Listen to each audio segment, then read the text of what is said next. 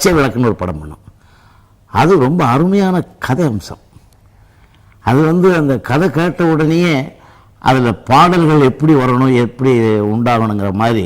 அந்த காலத்தில் என்ன பண்ணுவோம், கதை சொல்லும்போது கம்போசர், லிரிக் ரைட்டர், கவிஞர் கண்ணதாசன், நாங்கள் டைரக்டர் எல்லோரும் உட்கார்ந்து மியூசிக்கு இந்த சீக்வன்ஸ் நல்லாயிருக்கும், கதைக்கு இந்த இடத்துல பாட்டு வந்தால் நல்லாயிருக்கும் அப்படின்னு சூப்பர் சாங்ஸ் அதில் வர காரணம் அந்த கதையுடைய இது.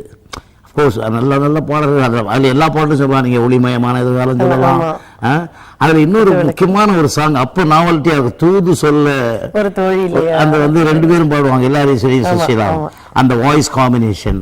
அந்த சாங் கிட்டத்தட்ட அந்த அந்த சாங்கில் இருக்கிற அந்த 2 ஃப்ரெண்ட்ஸுக்குள்ள என்ன இன்டிமிசியோ அதை மிக்ஸ் பண்ணி லிரிக்கோட, அது கொஞ்சம் அப்போ மாடர்ன் ஸ்டைல். அது அந்த சாங், அது அந்த டேஸ்ட்டு அந்த பிக்சரைசேஷனுக்கு தகுந்த மாதிரி வரணுங்கிறதால அது உட்காந்து ரொம்ப சிரமப்பட்டு பண்ணோம் அந்த பாட்டு.